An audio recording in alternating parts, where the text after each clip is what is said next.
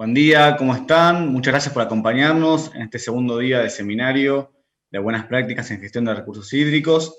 En esta segunda jornada, acorde al programa que ayer presentó nuestro presidente, vamos a estar compartiendo experiencias de distintos puntos del país a cargo de profesionales, con una mirada también interdisciplinaria y sobre distintos aspectos en cuanto a gestión de este recurso.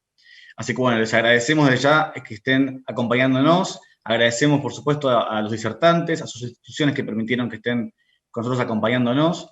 Sepan, como dijimos ayer, que las preguntas van a ser todas evacuadas. Lo que hacemos es, al finalizar los paneles, colectamos las preguntas que pueden ir escribiendo a través de la página del seminario. Y lo que hay tiempo lo resolvemos y evacuamos en este espacio que tenemos para compartir hasta las 11 de la mañana. Y aquellas preguntas que queden pendientes se las derivamos a los disertantes correspondientes para que puedan ser evacuadas. Muy bien, dicho esto y no robándoles más tiempo, damos lugar al primer disertante.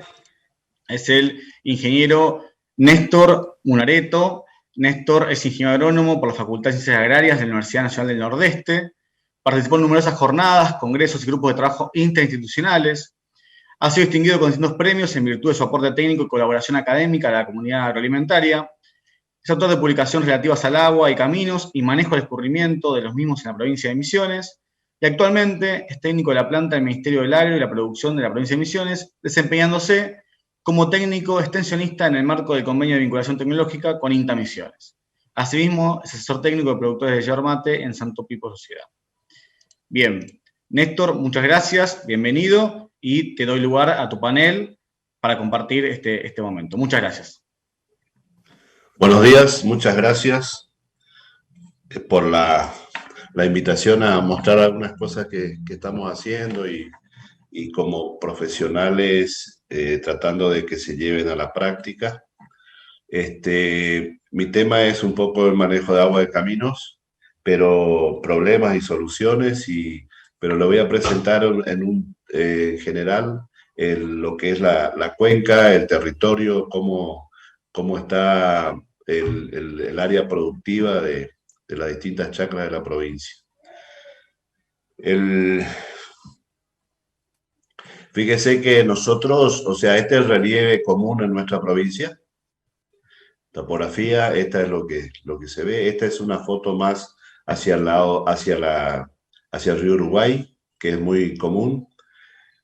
Y justamente hablando del agua, esta es una planilla, la planilla de precipitaciones, tomada ahí los valores de mi chacra, la chacra de la familia. Fíjense el volumen que tenemos que manejar de agua, 2.239 milímetros de promedio anual en 25 años de toma de datos. Se ve acá las cantidades mensuales, y esto es lo que, en base a esto, más o menos tomamos siempre 2.000 milímetros para ver el volumen de agua que tenemos la suerte de recibir por año, como lluvia. Y esto es lo que se ve comúnmente en la provincia, de los arroyos internos, después de una lluvia o en la lluvia. O sea, a mí siempre me gustó mostrar las fotos así porque es medio lo que impacta, y después le agrego algunos numeritos.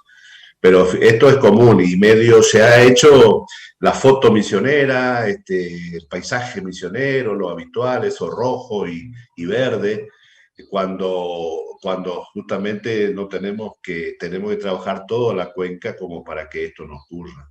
Entonces, fíjense, así arranca la agricultura después del monte, en esta situación de la izquierda acá, y fíjense la pendiente.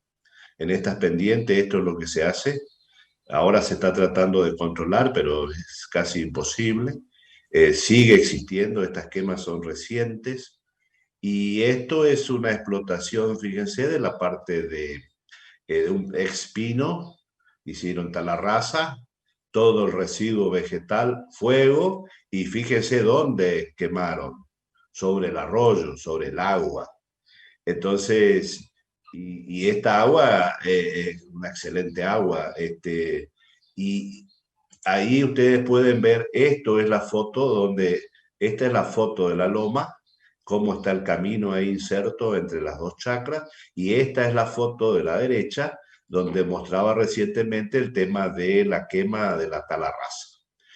Otra foto de cómo, fíjense, en esta pendiente no se pueden acá en la provincia explotar estos terrenos, y de esta forma igual lo están haciendo.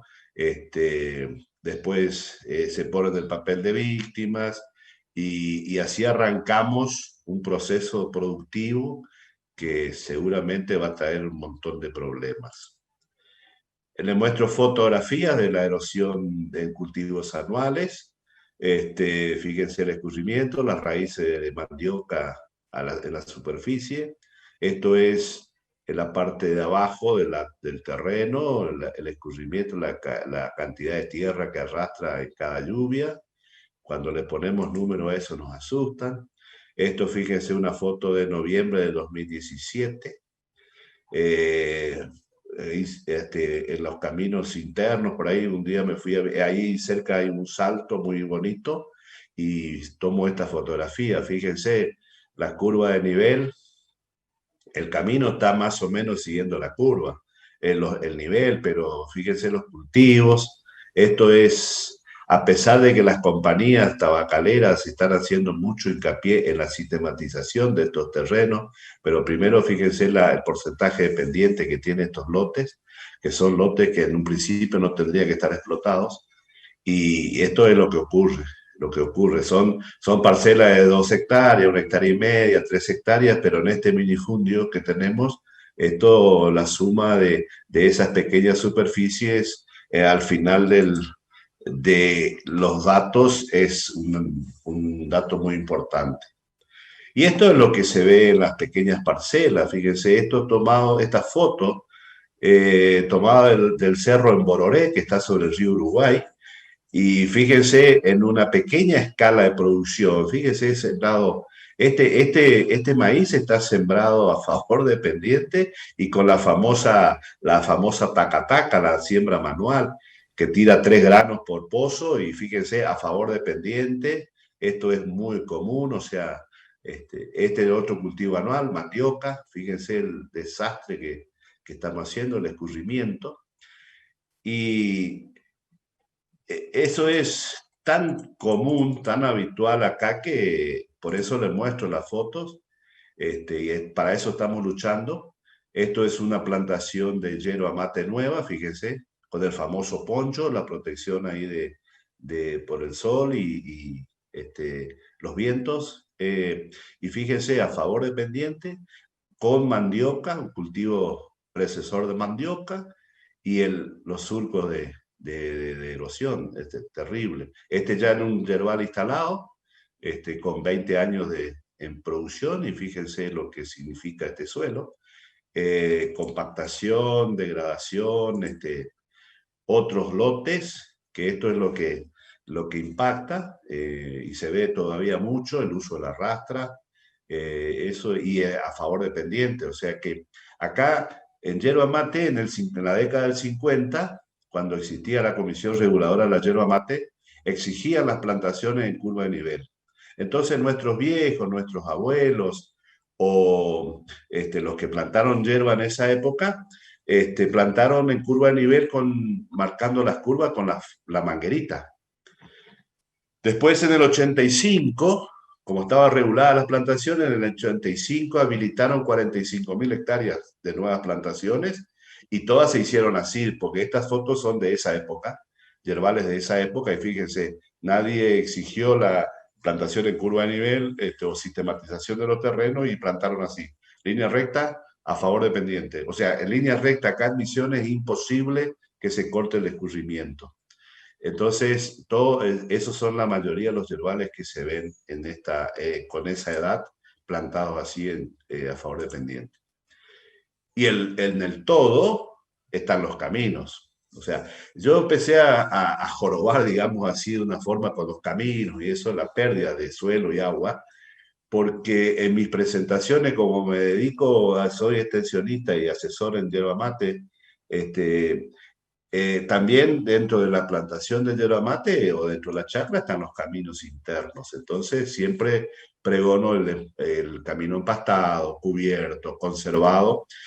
Y después también, y ahí empezaron, o sea, empezando a comparar, vi esto. Entonces también, además de hablar del cultivo de yerba mate, hablaba del camino.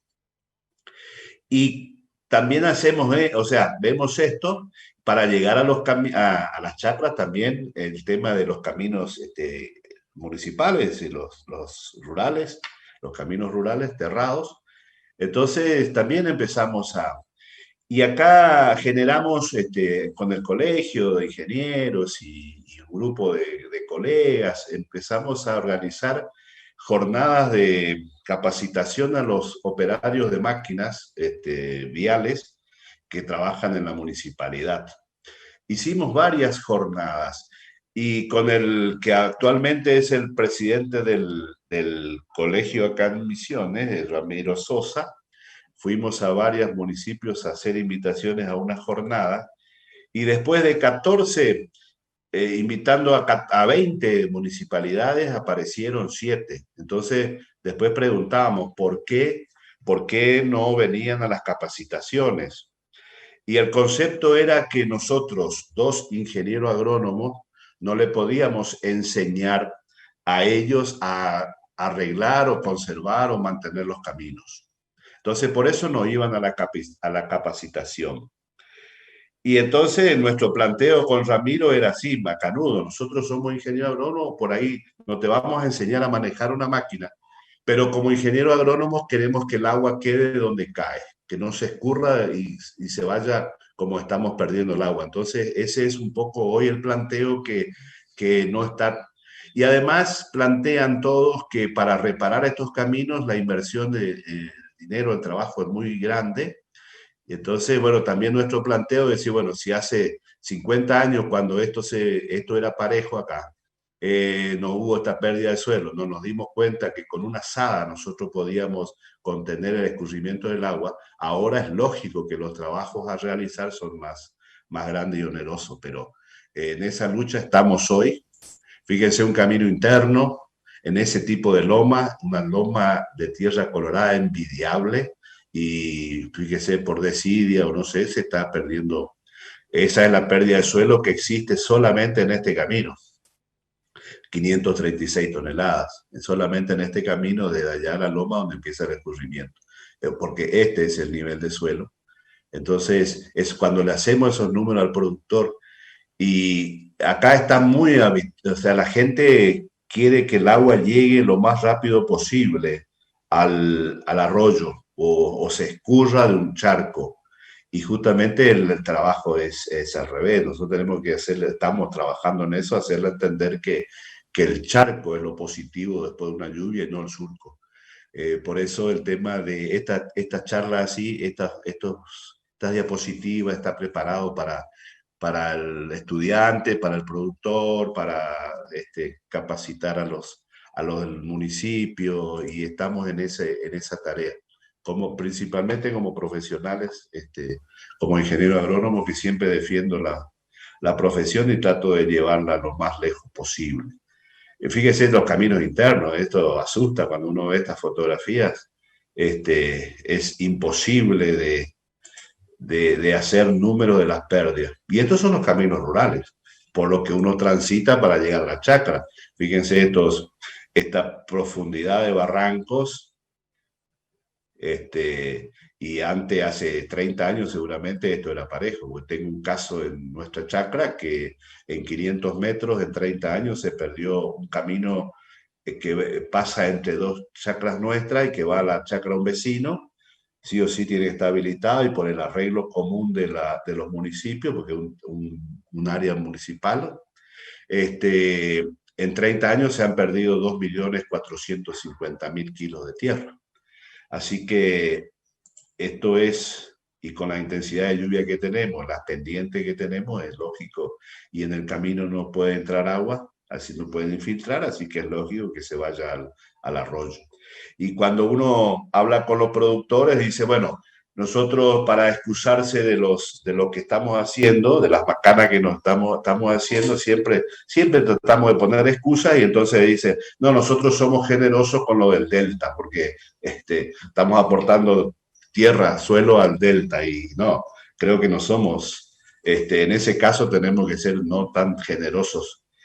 Y estos son algunos números para darse cuenta un poco yo lo tiro así a los productores y a los que charlamos sobre esto, para que se den cuenta realmente los volúmenes. Fíjense, esto no se conoce realmente, los 30.000 kilómetros, no se tienen datos exactos porque uno llama a los municipios y la mayoría de los municipios son muy pocos los que saben fehacientemente cuántos kilómetros de camino. Esto hablando solamente de los caminos que dependen del municipio o de la provincia para que lo mantenga. Fíjense, 30.000 kilómetros. Cuando hace 3 años atrás el gobernador entregó motoniveladoras a los municipios, hablaba de 50.000 kilómetros de caminos terrados. Así que, bueno, a mí se me ocurrió hacer sobre estos kilómetros, pero bueno, si son 50.000, hagamos el otro cálculo, pero 1 kilómetro con los anchos que nosotros manejamos de caminos, 1 kilómetro de camino terrado es equivalente a 1 hectárea. Entonces, si tenemos los 2.239 milímetros al año sobre los 30.000 kilómetros de camino, que serían 30.000 hectáreas, caerían esta cantidad de agua. Nada despreciable. Y la pérdida de suelo, yo le pongo 0,50 centímetros porque ustedes vieron ahí en alguna fotografía, los barrancos tienen arriba de 1 metro, más de 1 metro, pero en muchísimos lugares superan los 2 metros, 3 metros de profundidad los barrancos. Entonces, se me ocurrió decir, bueno, vamos a hacer un 50 centímetros de promedio de todos los barrancos que existen en los caminos terrados y este es el volumen de suelo que más o menos así tentativamente saqué. Y esto lo podemos llevar a hectárea y por kilómetro de camino, cuántos kilos de tierra se ha perdido. O sea, 1,5 millones tranquilo de kilogramos por kilómetro de caminos. Fíjense esto, si yo digo, tenemos que devolverle al suelo, a los caminos, la tierra que se llevó, y tenemos un camión que cargue solamente 10 metros cúbicos, nosotros tendríamos 15 millones de camiones, 15 millones de cargas para reponer ese suelo que se llevó. Y esto es lo que se ve comúnmente en los caminos terrados. Mientras esto fue sacado de la fotografía mientras llovía, fíjense el escurrimiento, el agua va donde quiere. Y generalmente la expresión es esa. Acá es cuando vemos este surco acá, cuando vemos este surco, o en la chacra, cuando vemos el surco, o algún problema que genera el agua, dice, mira lo que me hace el agua. Entonces mi pregunta es, ¿será que es lo que me hace el agua o lo que no hago yo para que el agua haga eso? El agua es imposible que sea problema cuando el agua es vida, así nomás el planteo que lo hago a la gente. Entonces, pero esto es lo que ocurre. Imagínense los litros que se van al arroyo.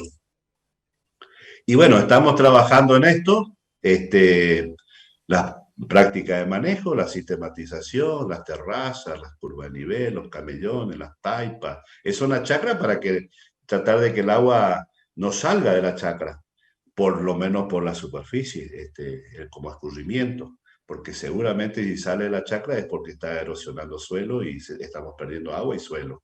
Entonces estamos trabajando ahora el jueves, imagínense el jueves, se entregaron 20 niveles a través de la Subsecretaría de Educación Técnica a las escuelas IEA de la provincia de Misiones, 2020.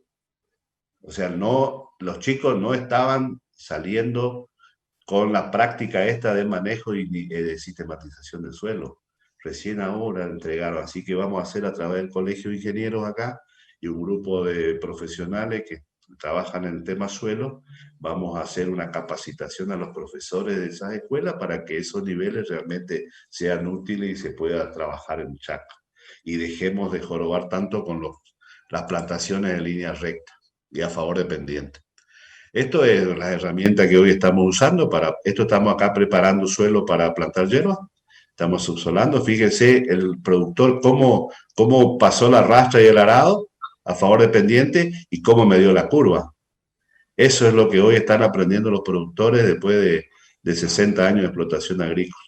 Estos son los taiperos que estamos usando para los camellones. Esto es una sistematización en un colegio. Ahí están los alumnos que les estamos enseñando. Esto es una sistematización y armado de camellones para una plantación de tabaco. Y trabajando en eso, esto es una plantación de yerba mate. No es habitual así ver 3 líneas apareados, generalmente son simple o doble. Esto es en la chacra de don Alberto Roth, que ahora el 8 de octubre conmemoramos el Día de la Conservación del Suelo Misionero, en homenaje a don Alberto Roth. Y a mí me tocó ir a trazar unas curvas justamente en la chacra de la fundación de don Alberto. Esta era la chacra de don Alberto Roth. Para mí fue un orgullo porque si el mayor conservacionista declarado como de la zona sur del continente, imagínense yo pudiendo trabajar con las curvas de nivel ahí, fue una satisfacción enorme. Estos son trabajos esto es un desmonte sin quema, que acá es habitual el fuego, ustedes vieron las primeras diapositivas. Estos son trabajos de colegas, hecho en una explantación de hierba, fíjense. Y acá, por ejemplo, esto donde están los camellones, va a ir una hilera, van a ir árboles, o sea, se va a hacer un foresto, ¿cómo se llama? Agrícola, un sistema. Y acá el técnico tenía 30 obreros trabajando, más el capataz y más el dueño de esta parcela.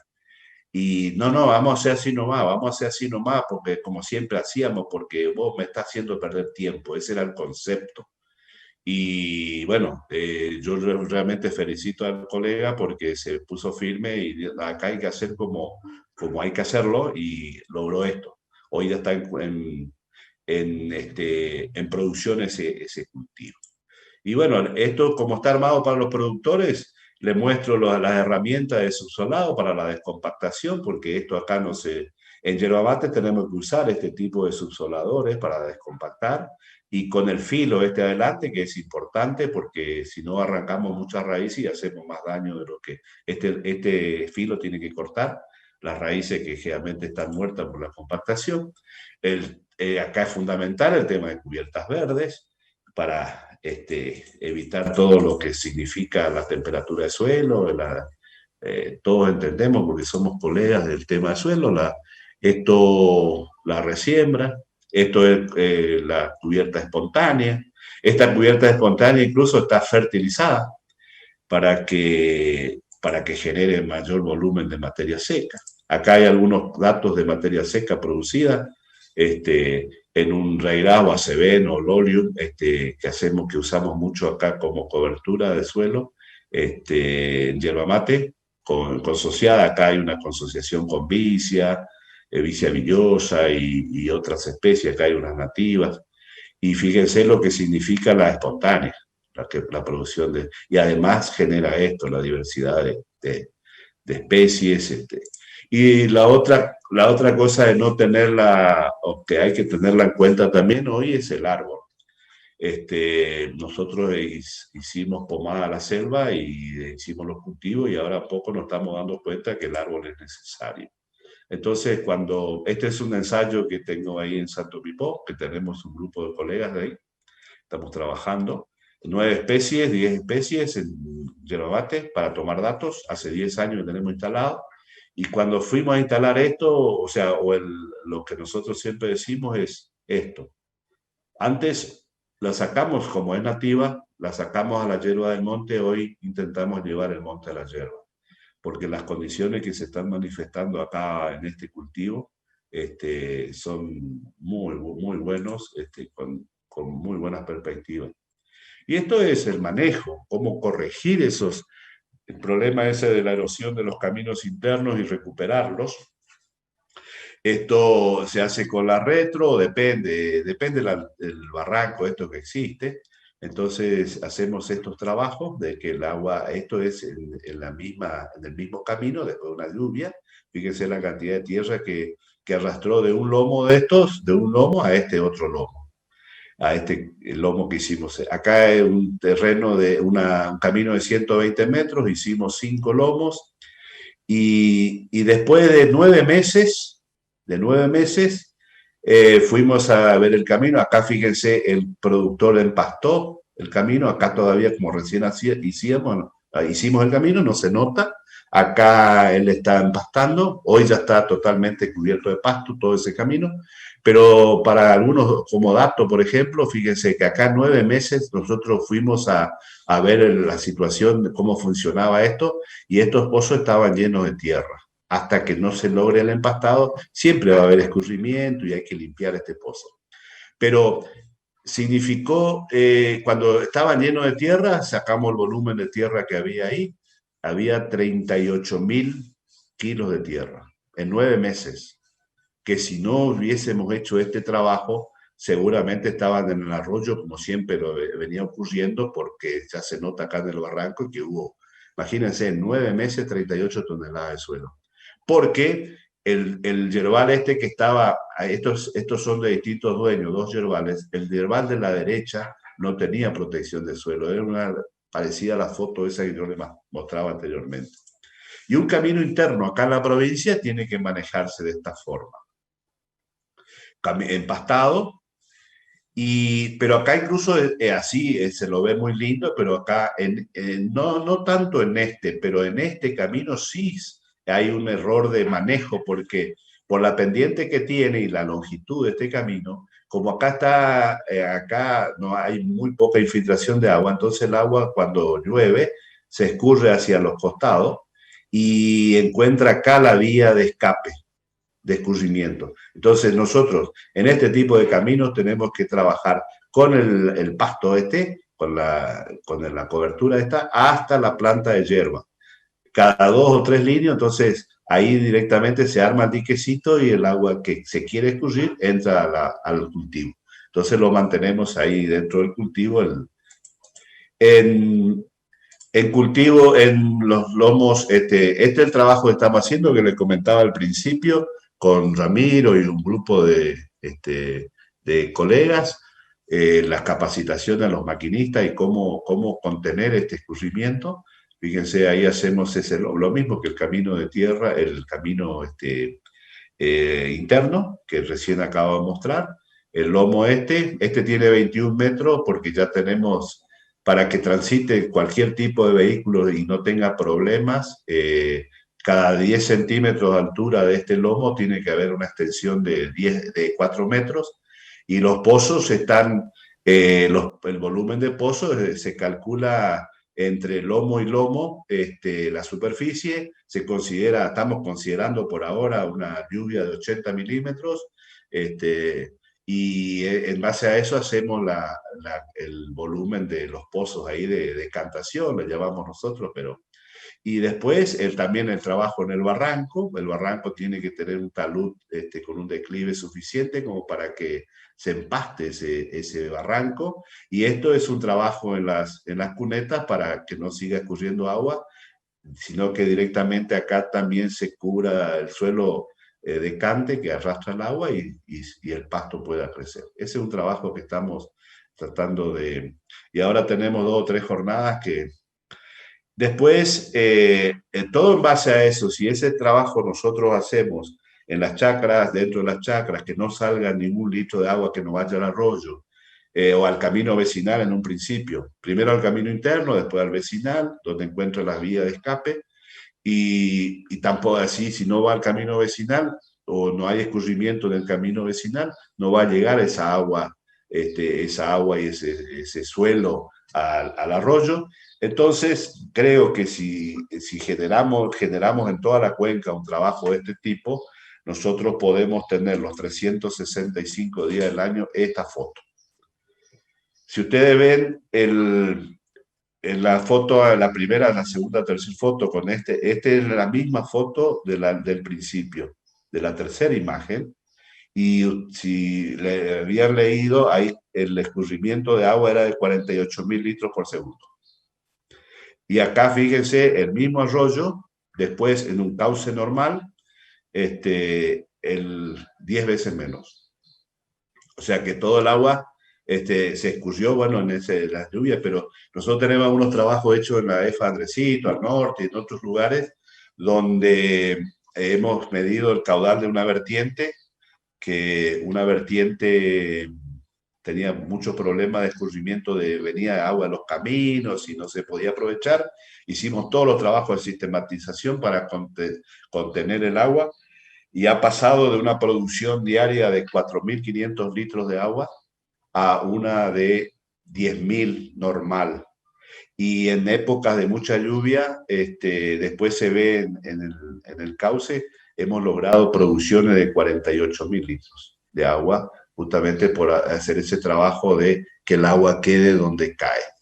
Así que esto es lo que más o menos estamos proponiendo, o sea, estamos, fíjense ese concepto de que dos ingenieros agrónomos nos van a venir a hacer camino, pero en eso estamos, en esa lucha permanente ahí con el colegio, estamos haciendo mucha fuerza en la ley de suelos, en este tema de los caminos, por eso creo que Mario me propuso como para que les cuente esto, así que realmente le agradezco. Esto es lo que más o menos le puedo mostrar en la tarea que estamos haciendo a diario.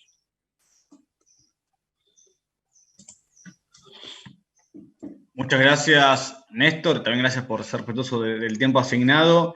Muy interesante porque mostraste tanto los problemas como las soluciones, tal cual describiste tu panel. Te hago dos preguntas, hay varias, te hago dos preguntas que seleccioné y continuamos con el siguiente panel. Hay una relativa a el tema de si probaron la labranza mínima en algunos cultivos, y después otra relacionada a si recomienda alguna especie arbórea, alguna especie de árbol en particular, en esto de manejo del bosque y demás. Sí, el cultivo, había un programa del ministerio inclusive, y los colegas, hay muchos colegas que están trabajan su chacra, y eso también el tema se está haciendo el tema de cubiertas verdes, la labranza mínima, es lo que pregonamos. Es muy difícil también en muchas chacras en yerba mate porque hacen cultivos intercalares con el cultivo de hierba, entonces el tema es tampoco la labranza, o sea, ya vienen con ese concepto del aradito y de la rastra, pero eso sí, estamos por eso el tema de las cubiertas, y entonces ahí se da cuenta que podemos, ahí después una siembra de un raigrazo, una avena, hacemos en siembra directa un poroto sable, alguna leguminosa, alguna cubierta de verano, en hierba, por ejemplo, tratamos de... bueno, en hierba el concepto está en no mover más el suelo, o sea, salvo que por ahí tengamos que hacer un subsolado porque venimos con un suelo compactado, porque nosotros entramos con los tractores no grandes, pero también un manejo de planta para que nosotros podamos entrar después líneo de por medio, entonces pisamos menos superficie. Sí, hay el concepto de todos los colegas acá en la provincia, en los que están en chacra, es pregonar la cobertura de suelo, y eso significa moverlo lo menos posible. Ahora, tenemos que pelear, o sea, hay muchísimos productores, o sea, el minifundio y el concepto ese del fuego, del remonte con fuego, de abrir el surquito para que el agua se vaya a un charco, sí tenemos que roturar ahí el suelo para poder sembrar, ese concepto hay que ir cambiando. Por eso insisto mucho siempre nosotros tenemos 17 IEA y 5 colegios agrotécnicos en la provincia. Entonces, que por eso que en suelo y en yerba mate en la provincia salgan capacitados de esas escuelas, porque ellos pueden transmitir al colono que la cantidad de técnicos que están en la extensión no son muchos. Entonces, de esa forma se puede llegar a productor no productor, porque el minifundio significa una cantidad impresionante de productores. O sea, llegan las cooperativas tabacaleras, pero en serio, las cooperativas tabacaleras entran y ven el cultivo de tabaco, no ven el todo, que el hijo de eso que pasó por una escuela agrotécnica puede verlo. Entonces, esas son todas estrategias para ver cómo llegamos. Y el tema de los árboles, lo que vimos es que hay varias especies. Acá Nosotros probamos con 9 porque el productor que donde hicimos el ensayo tenía un aserradero, entonces empezaba a ver un poco el comportamiento también de cómo después podía ir explotando y que sea una madera de uso industrial, aprovechable. Entonces, pero lo que veo es, en las lomas que tenemos, nosotros tenemos que intercalar especies con hojas caducas y hojas perennes, por el tema de que también el problema nuestro de las heladas, y además el tema de la conservación del agua en el cultivo. Nosotros hemos visto en esos 10 años que tenemos, acá un día vino el presidente de INTA, cuando estaba Nicora, y nos preguntó si estábamos haciendo algo en forestación, porque vino a ver todo el sistema silvopastoril y nos preguntó si estábamos haciendo algo de hierba, árboles en hierba. Y ahí el ingeniero Fasola de Monte Carlo le comenta así, ahí Munareto está haciendo un ensayo y ahí me dice, ¿qué observaron? Y yo conocía ese cultivo, ese donde está el ensayo, desde hace 25 años atrás, que era un cultivo viejo de hierba, se hizo forestal, pino adentro, después de 14 años se hizo tal la raza y ahí se instaló el ensayo. Y dice, ¿qué vieron con la incorporación de los árboles? Y le contesté, la aparición de muchos banquitos adentro del yerbal. Y una contestación media muy absurda, pero ¿por qué? ¿Cómo esto? Claro, porque yo conozco el yerbal desde antes y cuando justamente se hace el desmalezado de los yerbales a partir de noviembre, con esa temperatura, cuando llegaba a las 10 de la mañana, 10:30 de la mañana, todos los operarios se iban a comer abajo un árbol, en otras parcelas, en otra chacra o a su casa. En cambio, cuando instalamos en el ensayo y teníamos los árboles ya con un desarrollo, la gente se quedaba a comer ahí a tomar el tereré, el famoso nuestro tereré. La gente quedaba dentro de la parcela, porque las condiciones estaban como para que se quede. Entonces, yo le hice ese planteo. Si le generamos un buen ambiente para el ser humano que se puede mover e ir a buscar condiciones ideales, imagínense lo que significará para la planta de hierba que no se puede trasladar. Entonces, ahora, ¿qué especies y en qué densidad para que sea lo mejor? Estamos tomando justamente esos datos y ahora estamos por ensayar hacer un sombreado de un 30%, 50 y 70% de sombra fija, y tomar datos en 5 años, a ver un poquito qué pasa, cuál es la mejor producción. Y para eso, después, teniendo esos datos, ver en qué especie y en qué densidad nos da ese porcentaje de sombra, que es lo ideal como en base a los estudios que hacemos. Perfecto, Néstor, muchas gracias. Solamente te diremos algunas preguntas más. Y bueno, agradecemos tu tiempo, tu disposición para con nosotros y el trabajo que están haciendo.